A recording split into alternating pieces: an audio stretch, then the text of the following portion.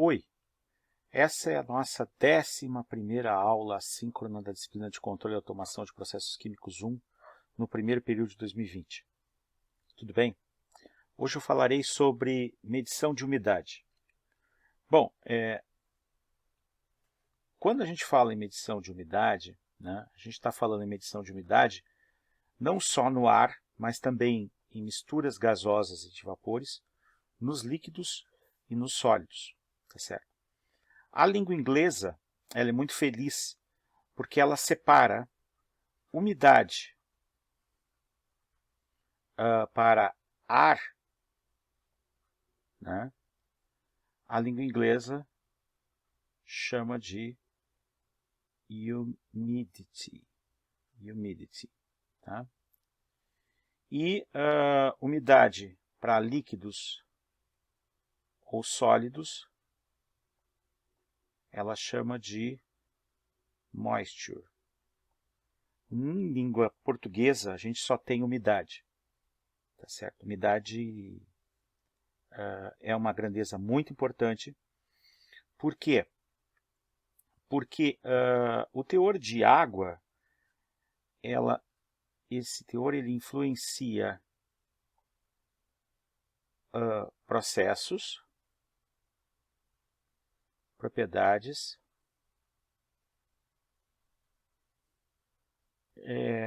características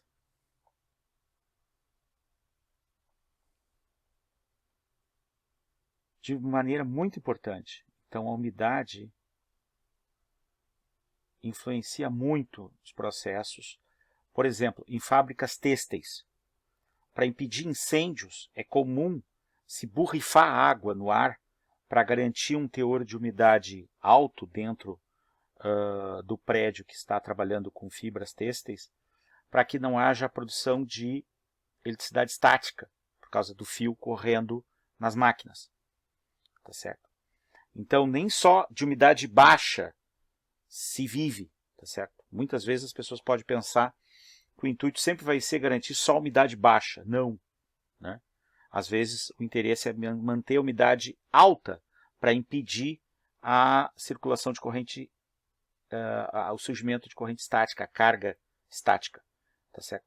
Então isso é uma coisa importante. Tá certo? Umidade do ar alta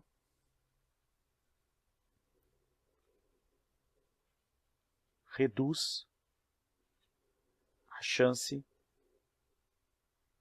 de carga eletrostática. Por outro lado, por exemplo, em silos de grãos ou sementes, se a umidade ficar alta, a semente vai acordar, entre aspas, ou seja, ela vai começar a brotar. E aí ela pode mofar e pode fermentar, pode mofar ou fermentar, inclusive pode vir a pegar fogo. Tá certo? Uma das causas de fogo em silos de armazenamento é o aumento da taxa metabólica, porque a semente começa, ou o grão começa a respirar, tá certo? Aumenta a taxa de produção de calor. Esse calor não é retirado, porque não dá para resfriar o sólido de forma eficiente, e aí o silo ou armazém pega fogo. É um dos motivos de pegar fogo. Tá? Existe um outro motivo associado a pó, tá certo? Mas não tem... até tem a ver com... A gente pode reduzir pó aumentando a umidade, mas aí no caso não vai ser interessante para armazéns que tem pó, por exemplo, de derivados de farelo, por exemplo, de aumentar a umidade. Tá? Então, umidade é um assunto muito importante, tanto para ar, quanto para gases, quanto para líquidos, quanto para sólidos. Né? Bom, os princípios físicos para a medição de umidade são os mais variados. São os mais variados. Eu vou falar só de alguns aqui. Tá certo? Eu vou falar do princípio baseado no princípio mecânico do fio de cabelo. Depois eu vou explicar como é que funciona. Que serve para misturas gasosas e que varre a faixa de 0 a 100% de umidade relativa do ar. Tá? O método de condensação, determinação do ponto de condensação, né, o ponto de ponto de orvalho, tá? Que serve para gases também, que vai para uma faixa de menos 80 até 100 graus Celsius. Tá certo? O método das temperaturas de bulbo úmido e bulbo seco, TBS, temperatura de bulbo seco, e TBU, temperatura de bulbo úmido, que vai de 10 a 100%. O método baseado na deliquescência do cloreto de lítio, né, que se usa para gases, esse aqui eu não vou falar muito dele. O método baseado em polímeros, que absorvem, né, polímeros que têm a capacidade de absorver a água, e aí a gente mede a capacitância desse polímero, que serve para gases sólidos. Propriedades elétricas, como por exemplo a resistência elétrica, tá? Para gases sólidos também. Condutividade térmica e uso da alumínio como adsolvente, eu não vou falar. Então eu vou me deter 1, 2, 3, 4, 5 métodos e mais alguns que eu não coloquei aqui, tá? Que não estavam nessa lista. Bom, a primeira coisa que a gente tem que ter em mente é que o higrômetro, tá? O higrômetro, ele é um instrumento que serve para medir a umidade presente nos gases. Mas ele é muito mais usado, esse termo, para a atmosfera. Ele está associado à previsão do tempo. Tá certo? Então, é muito usado para estudos do clima, mas também em locais fechados, onde a presença de umidade excessiva ou abaixo do normal poderia causar danos. Por exemplo, em museus, documentos de bibliotecas e em laboratórios. Então, observem, a umidade ela é muito importante porque, não só por causa da questão do que eu já falei, mas um aspecto que eu não mencionei é a questão do conforto térmico. O conforto térmico, né, para o ser humano, ele está associado a uma faixa intermediária de umidade.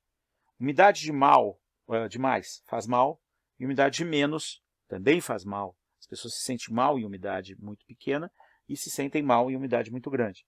Então, o conforto térmico também está associado à questão da umidade. Por isso que é importante medir a umidade do ar. Então, esse aqui é só um exemplo, tá? Um exemplo de como é um higrômetro usado numa estação meteorológica. Então, o que a gente vê? A gente vê um registrador, daqueles registradores antigos de rolo. Isso aqui é um rolo de papel, né? Um rolo de papel. E aí, o que se tem? Se tem na mesma fita, tá? O registro aqui de temperatura, né? Muito provavelmente em graus Celsius, pela faixa que está. E aqui embaixo a gente vê o registro da umidade relativa percentual, pelo valor aqui. Está. Tá certo? Então, a gente tem um registro em papel. Esse aqui já é um registrador que é um registrador mais antigo. Tá certo? Bom, quando a gente pensa na propriedade que faz com que eu possa usar como sensor um fio de cabelo, eu tenho que pensar que o fio de cabelo ele é formado por queratina. E a queratina tem lá na sua constituição moléculas do aminoácido cisteína. Essas cisteínas, a cisteína é um aminoácido sulfurado, tá certo? Um aminoácido sulfurado. Então, o fio de cabelo, ele tem na sua estrutura quaternária da proteína, o que a gente chama de pontes de enxofre. Pontes de enxofre. Tá certo? E a molécula assimétrica, do ponto de vista de carga elétrica da água, tá certo? Ela pode interferir nessas pontes de enxofre. Então, o fio de cabelo, ele elonga, ele aumenta de tamanho quando fica úmido. As pessoas veem o cabelo, no efeito visual, ele, no conjunto, né, ele encaracolar. O cabelo encaracola quando... Por quê? Porque ele muda de forma, né, associado com o teor de umidade. Mas a água não age só nas pontes de enxofre. Ela atua em 4 aspectos do fio do cabelo, que eu não vou falar aqui. 3 deles estão associados à parte de estética do cabelo. mas o aspecto químico está associado à ponte de enxofre. Tanto é que quando as pessoas vão fazer uma química no cabelo, na realidade o que elas fazem? Elas fazem um processo de redução e de oxidação das pontes de enxofre. Elas quebram as pontes de enxofre, colocam o cabelo na forma que quiser, e depois elas repõem as pontes de enxofre. Então elas primeiro elas reduzem as pontes de enxofre, depois elas oxidam as pontes de enxofre para dar forma ao cabelo. Bom, mas aqui eu não estou para falar de cabelo, estou falando o elemento sensor é o cabelo. Então o que acontece? Essa montagem aqui é a montagem que eu tirei de um site chamado Feira de Ciências. Feira de Ciências, há muitos anos. Tá? É um site, se vocês procurarem vocês vão encontrar o site Feira de Ciências. Então um lápis, que a gente tem um fio de cabelo. Aqui a gente tem um atilho, uma borrachinha de dinheiro. Tá certo? Aqui é um canudo de refresco. E o que acontece? Quando a umidade baixa, o fio retrai. E aí a escala vem para cá. Quando a umidade aumenta, o fio elonga e o canudo vai para lá. Tá certo? O cabelo elonga. Então está associado à química dos aminoácidos que estão auxiliando a formação da estrutura quaternária das proteínas da queratina do cabelo. Tá certo? Bom, como é que eu posso calibrar essa montagem? Eu posso calibrar levando para um ambiente muito seco, uma estufa a umidade baixa, e depois a um ambiente com saturação de umidade. E eu posso marcar o cartão ali para ter a escala. Tá certo? Esse tipo de instrumento, tá? Ele é um tipo de instrumento que vai mais servir como indicador de umidade. Né? Bom, se a gente quiser poder usar em automação, a melhor forma de medir a umidade do ar é através da medição indireta fazendo uso do psicrômetro.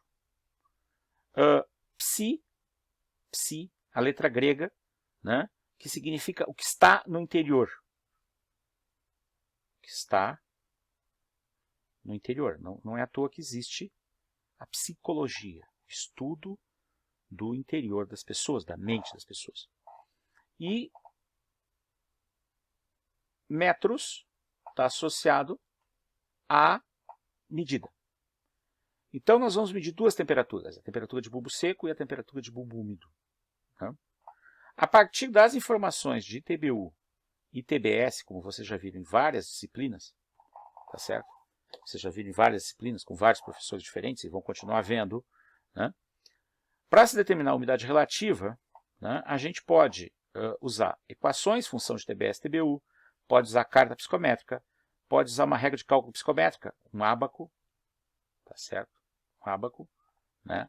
A Springer Carrier fornece um ábaco, né, um dispositivo em papelão que a gente simplesmente coloca o valor da temperatura de bulbo úmido e temperatura de bulbo seco e vai ter a umidade relativa do ar.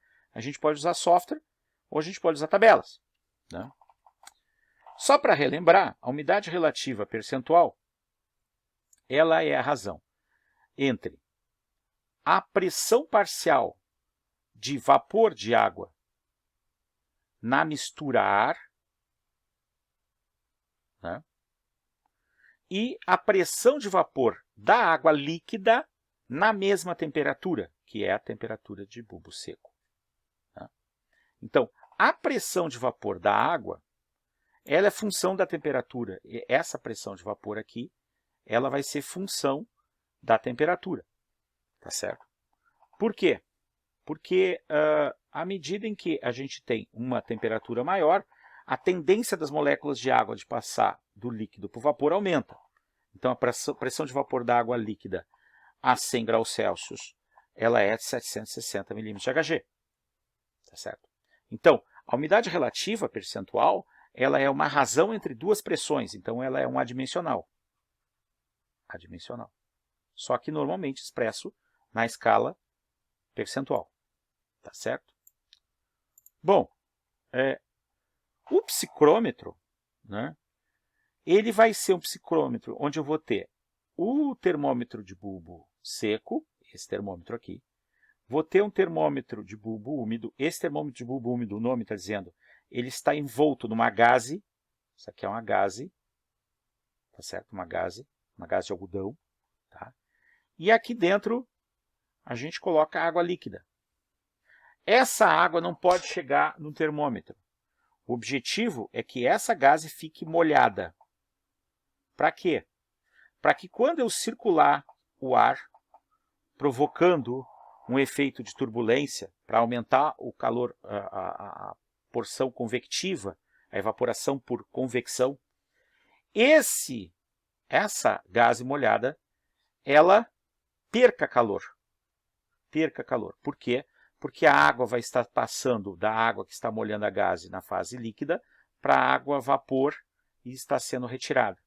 Então a TBU ela vai ser sempre menor do que a TBS. No máximo, ela será igual. Quando eu tiver a TBU igual a TBS, o que eu vou ter? Eu vou ter o sistema saturado de umidade. Né? Então eu posso construir esse psicrômetro aqui. A vantagem é que as medições de temperatura são facilmente geradoras de sinal para fins de automação. Tá certo? Então a gente pode usar esse tipo de psicrômetro para automação. Né?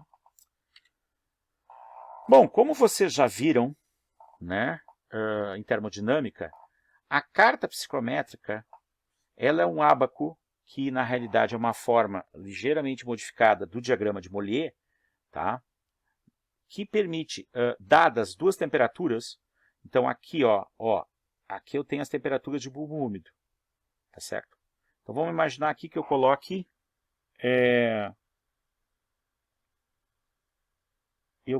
uma determinada temperatura de bulbo úmido, tá certo? As linhas de bulbo úmido são assim, a temperatura.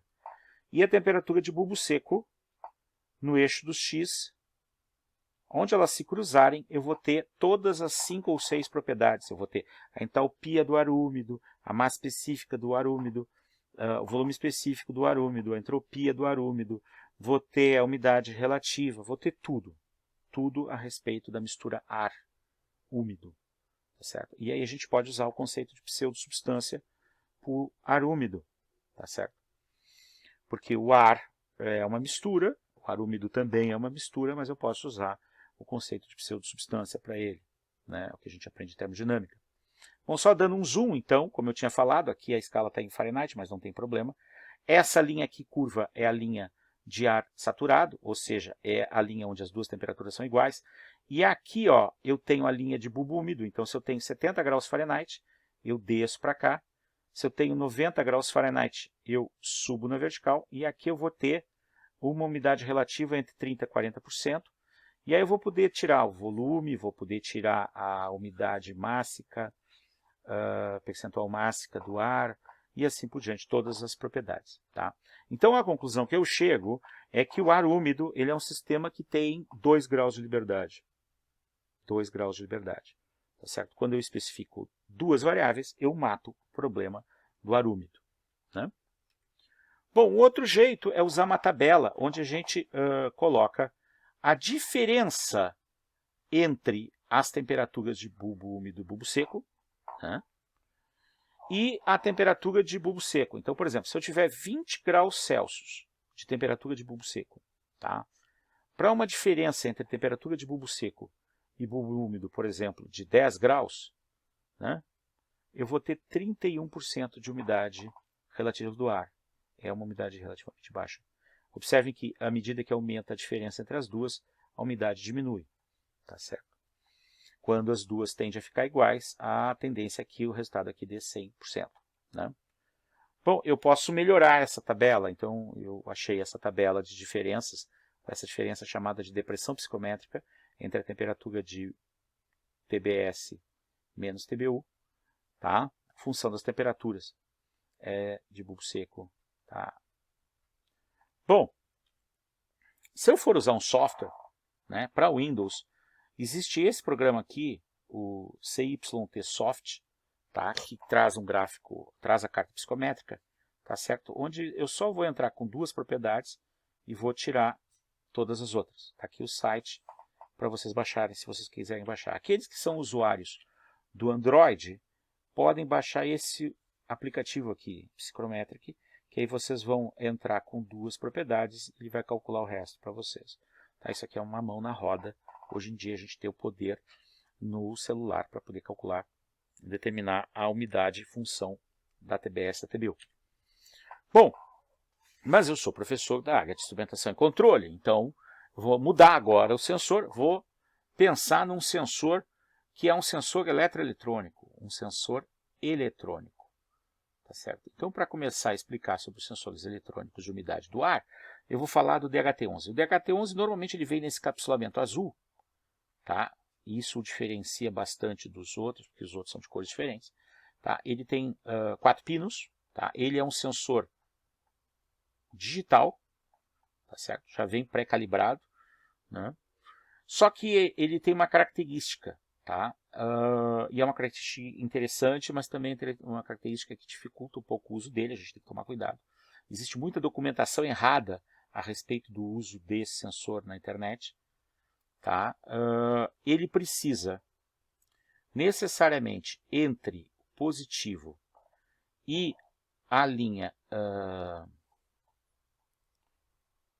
entre o positivo e a linha de dados, ele precisa de um resistor,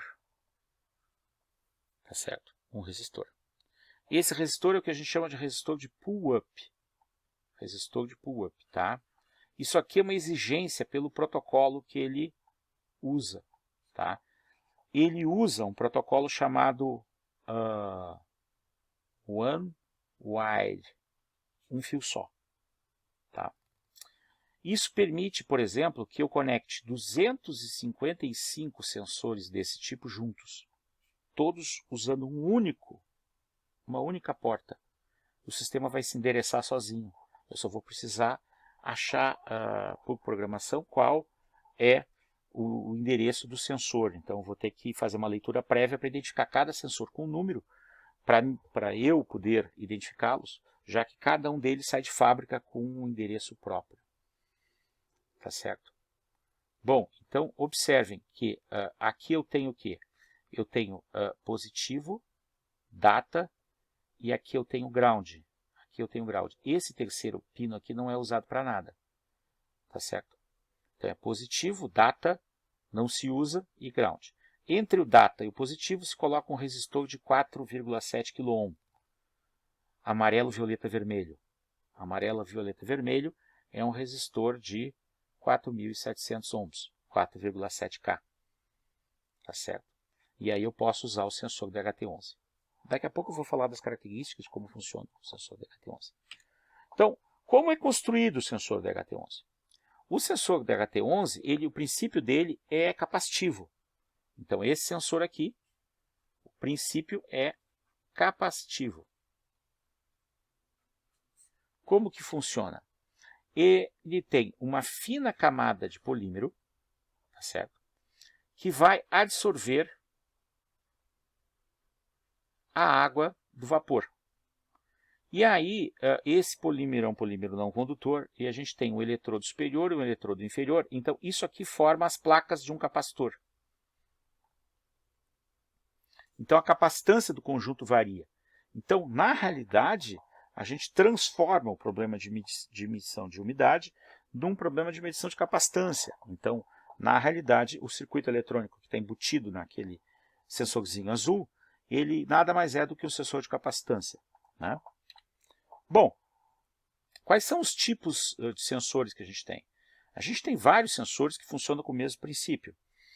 A gente tem o DHT-11, o AM2320, que é de uma outra empresa, o DHT-12, o DHT-22, o AM2302, o DHT-11 montados em módulos. Esses dois aqui, eles já vêm com aquele resistor que precisa. Então aqui, ó, observe que eu já tenho dados VCC em ground. Ó, ground, VCC, que é o mais 5 volts, e o data. Então eu já vou conectar direto na porta digital lá, 0, 1, 2, 3, na porta 4 do Arduino, tá certo? Eu tenho vários fabricantes e várias especificações diferentes. Aqui vai mudar as conjunto de bibliotecas que serão usadas por software para acessar cada um desses sensores, bem como as suas especificações do ponto de vista de exatidão e precisão e faixas de aplicação. Então, por exemplo, se eu comparo o DHT11 com o DHT22, em primeiro lugar, o DHT22 é bem mais caro, tá? O DHT22 ele é mais caro. Né? Então, a faixa de temperatura, o DHT11 só vai de 0 a 50 graus Celsius, tá? Enquanto que o DHT22 vai de menos 40 graus Celsius até mais 125 graus Celsius. Então a faixa do DHT22 é maior, ele é mais resistente ao aquecimento, por isso que ele é mais caro. A faixa de umidade, o DHT22 vai de 0 a 100% a medida, o DHT11 de 20 a 80%, com uma faixa com erro de 5%, enquanto que o DHT22 o erro oscila entre 2 a 5%. A frequência de leituras no DHT11, tá, é de uma leitura por segundo, enquanto que a gente consegue, e aqui tem um errinho, ó, meio hertz, tá certo, meio hertz, uma leitura a cada 2 segundos, tá certo? Então o DHT22 é um pouquinho mais lento. Os tamanhos são parecidos, a faixa de operação é a mesma. Se eu ligar errado o DHT11 ou o DHT22, ele vai queimar. Tá certo? E eles consomem 2,5 mA quando estão operando, tá certo? Que é uma corrente normal para uso de microcontroladores, tá? Não é uma corrente muito pequena. É uma corrente pequena sim, mas não é uma corrente da ordem de nanoamperes, como existem sensores que consomem nanoamperes, tá? Bom, mudando agora o foco do tipo de funcionamento do sensor, e não foi à toa que eu usei a palavra foco, eu tenho aqui uma lente, né? Esse aqui é um detetor de ponto de orvalho. Ponto de orvalho. Como é que ele funciona? Bom, ele funciona assim, a gente tem um resfriador termoelétrico, então é um resfriador Peltier, tá? Essa placa aqui, ela vai estar a uma temperatura baixa, tá certo? E o espelho está em contato com essa temperatura baixa. O ar aqui em cima, quando formar as primeiras gotículas, ou seja, quando for alcançado o ponto de orvalho, o que vai acontecer? Vai acontecer a mesma coisa que acontece quando eu vejo no banheiro, no espelho do banheiro. Vai ficar embaçado aqui, vai embaçar aqui, né? Ora, se eu ligo um LED e ele reflete a luz, né, no espelho, quando o espelho estiver embaçado, o feixe vai deixar de refletir. Então ele é um detetor de ponto de orvalho. E aí, a partir da temperatura que estava o resfriador Peltier, a gente sabe qual foi o ponto de orvalho que foi alcançado, né? Então, porque é uma condição muito importante para muitos processos determinar qual seria o ponto de orvalho, para impedir o acúmulo de água líquida dentro de armazéns, por exemplo, advindos do ar. Tá? Esse aqui é um instrumento que é um dos objetivos meus quando acabar a pandemia, é construir um desses no laboratório, porque ele é muito fácil de construir e a gente tem o resfriador Peltier, tá certo? Então é muito fácil de construir. Depois eu vou mostrar para vocês um projeto de construção de um psicômetro que foi feito lá no laboratório. Bom, uma outra forma de medição de umidade são higrômetros de espiral de metal e papel. Esse papel, ele é absorvido, ele absorve, tá?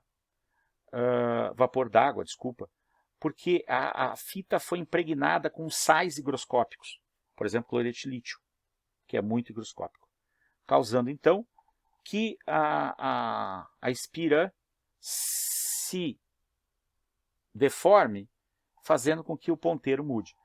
Observe, esse equipamento é um equipamento barato, mas não é um equipamento muito preciso. Tá? Eu gostaria, eu acabei não botando a foto aqui, eu acho, a imagem, Vocês lembram daqueles galos? Os galinhos, tá certo? A gente tinha um galo azul e um galo rosa. Então, todos rosa não leva acento, professor. Vocês lembram que são sais de cobalto, né? Sais de cobalto, né? Esses sais de cobalto, eles mudam a quantidade de águas de hidratação. O professor Milani deve ter ensinado isso, o professor de Química Geral também deve ter ensinado isso para vocês, o professor de Química Inorgânica deve ter falado bastante disso, tá certo? Que alguns metais de transição, e não só metais de transição, têm várias águas, na sua possibilidade de ter várias águas de hidratação nas suas estruturas. Então, o galinho azul indica o clima seco, e o galinho rosa, que absorve a umidade do ar, indica o clima úmido. Tá certo? A piada é que o galinho que a minha mãe ganhou deixou de funcionar o dia que ela lavou. Claro, né? Porque ela acabou retirando o sal de cobalto. Né? Bom, esse instrumento aqui é um instrumento interessante. Tá? É um instrumento para determinação de umidade em sólidos. Então, isso aqui é uma balança, tá? Para determinação de umidade em alimentos. Então, como é que ela funciona? Ela funciona com infravermelho, né? Infravermelho, né? Se coloca aqui a amostra de carne, por exemplo, né? Picada, né? Se liga e se pesa até peso constante. Então, o método expedito, que substitui o aquecimento a 110 graus Celsius em estufa, tá certo? Para a determinação de umidade em carne. Isso aqui é um método bem antigo, tá? Bem antigo. Para ter uma ideia, quando eu fiz o curso técnico em 1985, o pessoal já tinha esse tipo de equipamento, tá? Então, pelo menos quase 40 anos, tá? Pelo menos quase 35 anos, mas já essa balança lá no curso já era bem velha, tá? Bom, uma outra forma de determinar a umidade é usar a propriedade da variação da resistência elétrica, função da umidade, né? Então, os sensores de umidade baseados em resistividade, né, eles são fundamentados na mudança que o valor de resistência de um elemento sensor tem em resposta à mudança na umidade. Tá? Esses sensores resistivos usam membranas, né, que mudam sua condutividade em relação à água absorvida. Muitas vezes são usados materiais como sais e polímeros condutores. Tá? Quando a umidade modifica a resistência elétrica dos eletrodos, e aí o problema vira, em vez de medir umidade, a gente vai acabar medindo resistência elétrica, então é uma medição indireta. Tá? Então, hoje em dia, com o advento dos microcontroladores Arduino, ficou muito comum o pessoal querer usar esse sensor aqui como sensor de umidade para solo. Esse sensor aqui é um sensor baseado em resistência elétrica. Tá? Vocês estão vendo que a gente tem dois eletrodos. Tá? Um dos eletrodos vai estar carregado positivamente e outro eletrodo vai estar carregado negativamente. Por quê? Porque a fonte do circuito é DC. Tá? E aqui a gente está vendo as saídas dos sinais. Ó. Eu tenho pino analógico, eu tenho pino digital, eu tenho ground, aqui eu tenho tensão. Tá? Qual é o problema desse sensor? O problema desse sensor é que ele é um sensor que essa região cromada aqui, ela oxida muito rápido. Oxida muito rápido. Então ele tem uma baixa durabilidade. Baixa durabilidade. E as medidas não são muito fidedignas. Ele não tem uma boa exatidão. Tá certo? E ele tem uma baixa exatidão. O sensor de umidade baseado em resistência para solo, que o pessoal compra para Arduino, baixa exatidão e uma baixa reprodutibilidade. Baixa reprodutibilidade. Eu já usei bastante esse aqui. Reprodutibilidade. Né? Uma alternativa são os sensores capacitivos. Então esse aqui é um sensor capacitivo, ele usa o princípio capacitivo, tá? Então esse aqui é um sensor muito melhor. Esse aqui é um sensor muito melhor. Então o sensor capacitivo, ele é muito melhor, absurdamente melhor, tá? Inclusive, ele vem em várias apresentações. Por exemplo, esse aqui é um sensor que foi desenvolvido pela empresa Adafruit, tá? Um sensor de umidade para solo capacitivo. Observe que ele lembra as raízes de uma planta, né? Interessante, na região que ele pode molhar ali, né? Observe que ele não é barato, isso aqui é preço nos Estados Unidos, tá certo? Então, nos Estados Unidos, sem impostos, ele daria R$60, tá? Bom, agora eu vou apresentar para vocês a casinha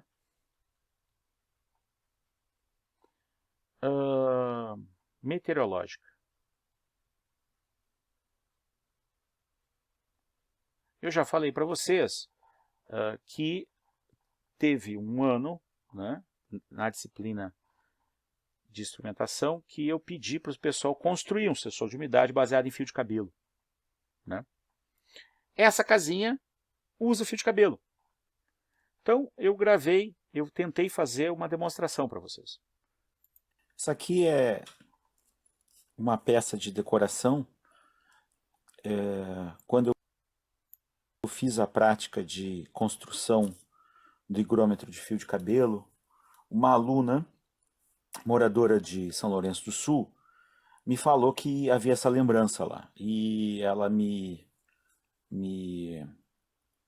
oportunizou de eu comprar essa lembrança. Então, como é que funciona? A gente tem aqui um mecanismo móvel, tá certo? E a bonequinha, quando a umidade é baixa, a bonequinha sai, né? E quando a umidade do ar, a umidade relativa do ar aumenta, por um mecanismo que movimenta o conjunto dos bonecos, sai o bonequinho masculino. Então como é que funciona? O sistema tem uma borracha que se opõe ao movimento do fio de cabelo, que é o elemento sensor. E o fio de cabelo está enrolado. Então a gente calibra colocando, girando o conjunto para a posição sol, para a posição de dia seco, tá certo? E o mecanismo ele flutua, ele é solto, tá certo? Ele flutua, tá? E aí o que acontece? Quando o cabelo se elonga, ele gira no sentido contrário, tá? Indicando chuva, tá certo?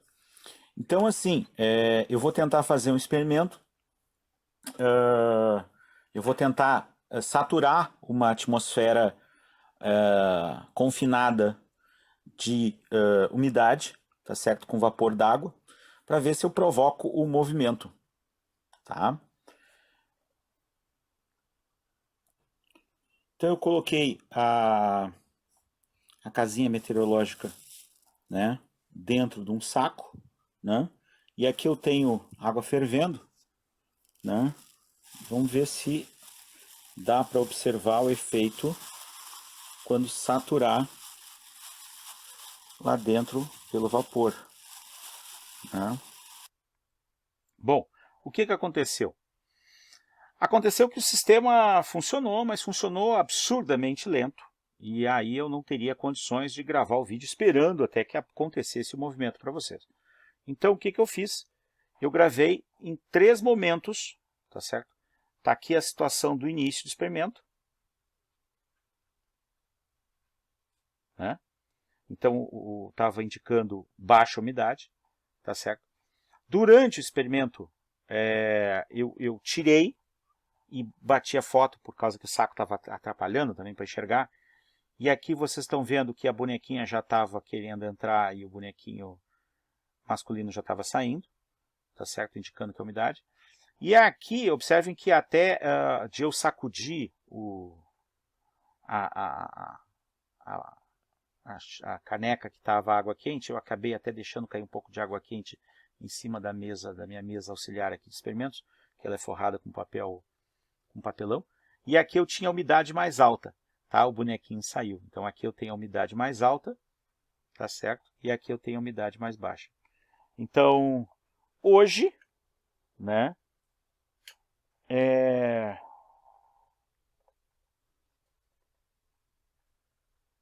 tá aqui a bonequinha,